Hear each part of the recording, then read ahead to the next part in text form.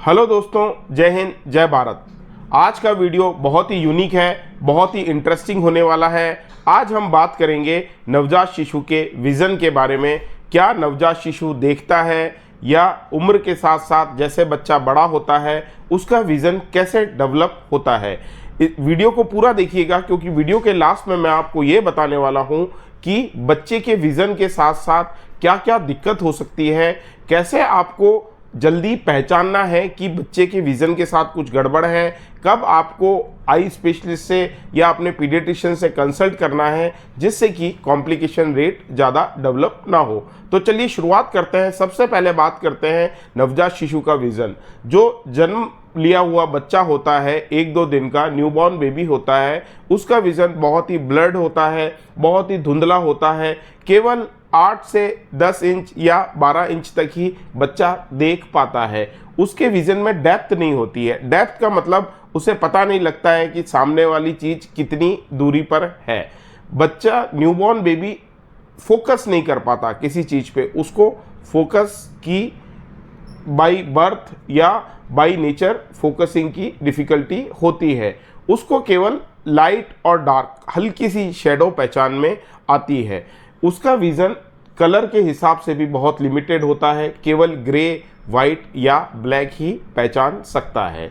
इसके बाद जैसे ही बच्चा 1 से 2 महीने का होता है तो फेस रिकॉग्नाइज कर लेता है और 2 से 3 फीट तक वो चीज़ें देखने लगता है। 2 से 3 महीने का बच्चा, जैसे हम डेवलपमेंटल माइलस्टोन में भी देखते हैं कि मदर का फेस रिकॉग्नाइज करता है, मदर से इंटरेक्शन कर पाता है। This is the first milestone as far as vision is concern which is develop in infants. जैसे ही बच्चा 2 से 4 महीने का होता है, ट्रैकिंग मूवमेंट्स को पकड़ने लगता है, मूविंग ऑब्जेक्ट्स को पकड़ने लगता है और उसकी विजन की डेप्थ 6 to 8 फीट तक हो जाती है। जैसे ही बच्चा 6 से 12 महीने का होता है तो उसका हम कह सकते हैं कि नॉर्मल विज़न डेवलप हो जाता है।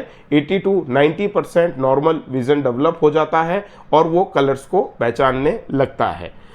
अब बात करते हैं हम ऐसे कौन कौन से फैक्टर्स होते हैं जो बच्चे के विज़न को अफेक्ट करते हैं। सबसे पहले जेनेटिक कॉज, मतलब अगर न्यूबॉर्न की फैमिली में या बच्चे की फैमिली में किसी को विज़न से रिलेटेड कोई डिसऑर्डर है या कोई सिंड्रोमिक एसोसिएशन है या किसी तरह का जेनेटिक मालफॉर्मेशन है तो बच्चे का विज़न डेफिनेटली अफेक्ट होता है। प्रीमेच्योर बेबीज़ का विज़न डेफिनेटली अफेक्ट होता है। उनका विज़न बहुत ज़्यादा अच्छा नहीं होता, उनके विज़न माइलस्टोन्स डेवलप धीरे धीरे होते हैं और कॉम्प्लिकेशन रेट भी थोड़ी सी ज़्यादा होती है। इंट्रा यूट्राइन अगर मदर ने कोई मेडिसिन लिया है या मदर को कोई फीवर आया है या मदर को किसी तरह का इंट्रा यूट्राइन इंसल्ट हुआ है, हिट किया है, तो उससे भी बच्चे का विज़न अफेक्ट हो सकता है। अब बात करते हैं कि क्या क्या अर्ली साइंस होते हैं जिससे आप बच्चे का विज़न डिटोरिएट है या विज़न प्रॉपर डेवलप नहीं हो रहा है ये पहचान सकते हैं। सबसे पहले बच्चे का अनयूजुअल आई मूवमेंट। अगर बच्चा 6 से 12 महीने का हो गया है, अभी भी किसी चीज़ पे फोकस नहीं कर पाता और आई मूवमेंट्स बहुत ज़्यादा अनयूजुअल हैं, फ्लिकरिंग है या हॉरिजॉन्टल आई मूवमेंट है या up and down frequent movement है, तो ये एक रेड फ्लैग साइन होता है। दूसरा, जैसा हम ये आँखों का सफ़ेद के अंदर काली पुतली देख रहे हैं, अगर ये काली पुतली का हिस्सा नीचे दब गया है या अर्धचंद्राकार हो गया है तो भी इसको हम रेड फ्लैग साइन मानते हैं, क्योंकि ये ब्रेन में हाइड्रोकेफेलस या ब्रेन में प्रेशर बढ़ने का साइन होता है। अगर बच्चा किसी विजुअल इफ़ेक्ट को, विजुअल मूवमेंट को या मदर के फेस को किसी को देख के रेस्पॉन्ड नहीं कर रहा है या उसका कोई रेस्पॉन्स नहीं आ रहा, ब्लिंकिंग ऑफ आइज़ नहीं है, तो भी हम इसको एक रेड फ्लैग साइन मानते हैं। दूसरा, आइज़ अगर माल अलाइनमेंट है आइज़ में, जैसे कि जिसको हम भेंगापन कहते हैं या जिसको हम कहते हैं कि एक आँख इधर देखती है और दूसरा आँख का फिक्सेशन दूसरी तरफ है, तो इसको भी हम एक गंभीर समस्या मानते हैं।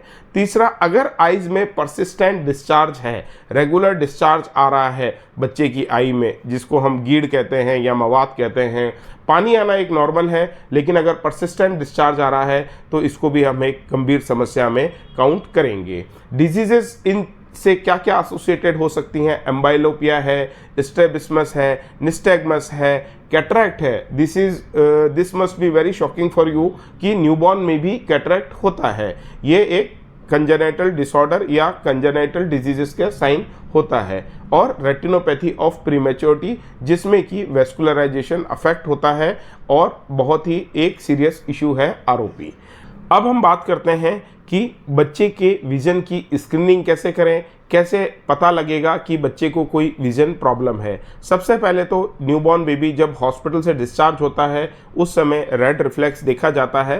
रेड रिफ्लेक्स अगर आ रहा है तो हम कह सकते हैं कि बच्चे का विज़न नॉर्मल होगा। दूसरा, अगर बच्चे को ऑक्सीजन लगी है, बच्चा कमज़ोर है या जन्म से पहले पैदा हुआ है तो उसकी आरओपी स्क्रीनिंग मस्ट होती है। उसको ऑप्थेल्मोलॉजिस्ट के पास लेके जाएं और उसका आरओपी स्क्रीनिंग कराएं। घर पे बच्चे का रेगुलर फिक्सेशन मूवमेंट देखें। बच्चे का देखिए जन्म के साथ जैसे जैसे बच्चा बड़ा हो रहा है चीज़ों को ट्रैक कर पा रहा है कि नहीं, फॉलो कर पा रहा है कि नहीं। अगर 6 मंथ तक भी वो मदर का फेस रिकॉग्नाइज नहीं कर पा रहा है तो this is very alarming. You have to consult with your doctor, paediatrician और ऑप्थेल्मोलॉजिस्ट। इसके साथ ही जैसे कि बच्चा धीरे धीरे बड़ा होता है, 2 से 3 महीने का होता है, जब झूले में उसको लिटा देते हैं, सुला देते हैं, तो उसके झूले के ऊपर कोई टॉय वगैरह या हाई कॉन्ट्रास्ट आइटम उसको आप मूविंग ऑब्जेक्ट उसको लगा दीजिए। जैसे जैसे बच्चा मूव करेगा तो बच्चा उसको देखता रहेगा और उसको फिक्सेशन इम्प्रूव होगा। तीसरा, जैसे ही बच्चा अगर बड़ा हो रहा है या हॉस्पिटल से घर आया है तो उसके आसपास ग्रे, वाइट, शैडो, इस तरह के पिक्चर्स और इस तरह के आप कुछ फोटोग्राफी या सीनरी लगा सकते हैं। लास्ट बट नॉट लीस्ट, जैसे ही बच्चा 2 से 3 मंथ का होता है तो मदर बच्चे से ज़रूर इंटरेक्ट करे, ज़रूर 1-to-1 कम्युनिकेशन करे। इससे बच्चे का विज़न ही नहीं और भी माइलस्टोन डेवलप होंगे। बच्चा मदर की तरफ देख के इंटरेक्शन करेगा और उसके डेवलपमेंटल माइलस्टोन जैसे सोशल माइलस्टोन है, लैंग्वेज है और विज़न तो डेवलप होगा ही। छोटी सी जानकारी थी, उम्मीद करता हूँ आपको पसंद आई होगी। ज़्यादा से ज़्यादा वीडियो को लाइक करें, हमारे चैनल को सब्सक्राइब करें। जय हिंद, जय भारत।